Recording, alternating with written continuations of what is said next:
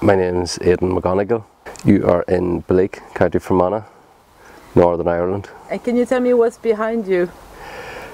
It's the former RUC barracks.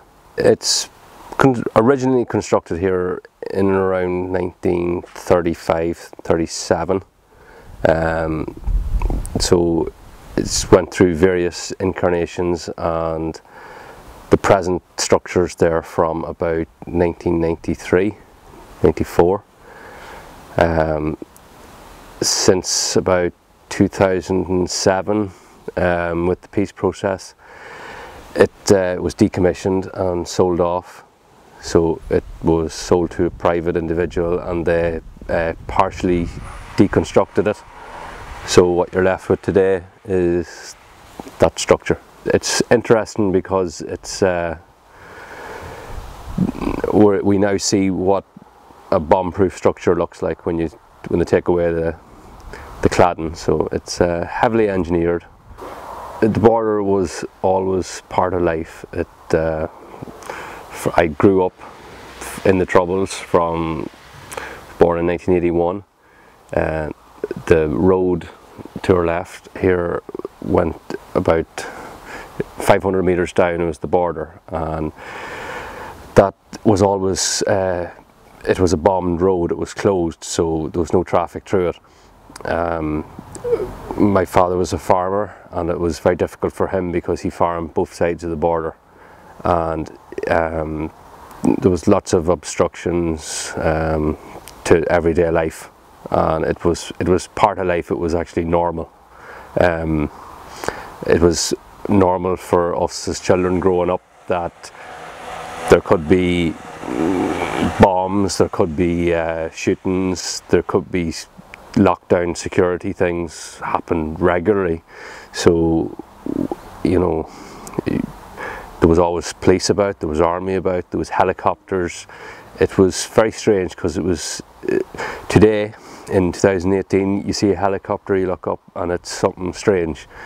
Back then there was helicopters that you could see into, they were so close to you, military and guns on the streets, army walking about, and at the time it was normal because that's what it was. In 27th of November 1989 there was a large explosion, and it done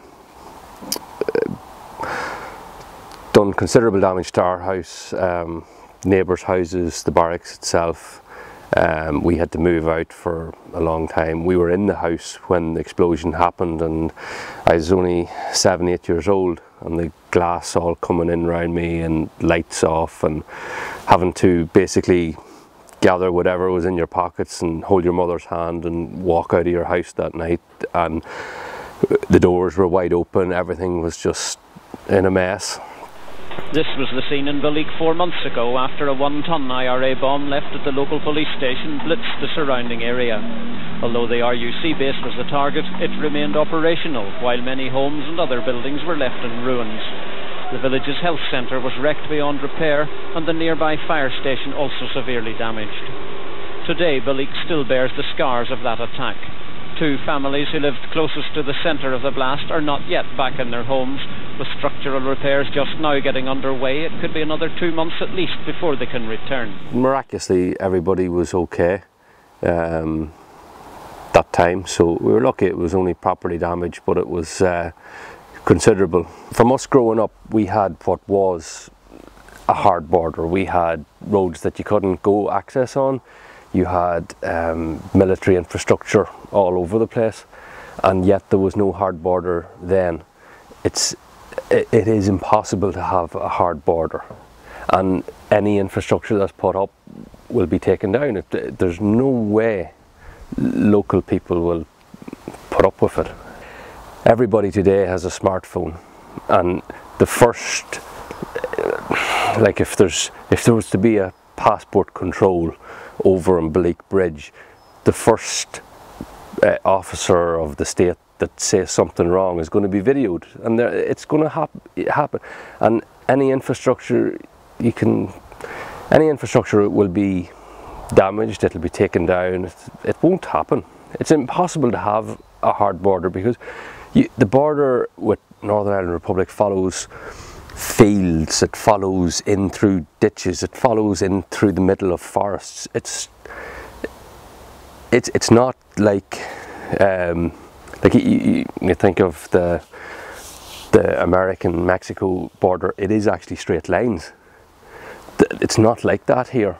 People are more aware of their rights now, and you know, if this road that was blocked down here before, like as far as I'm concerned, I have a human right to go down that road, and nobody's going to stop me from going down that road, you know. So you can't take that away from people just because the UK voted one particular way. That's the crux of the matter, is that it's a UK vote, and it's not. I think that's the biggest problem. How their majority of an opinion can change our lives here, when probably most of them people haven't been here, haven't visited here, don't know what everyday life is, you know.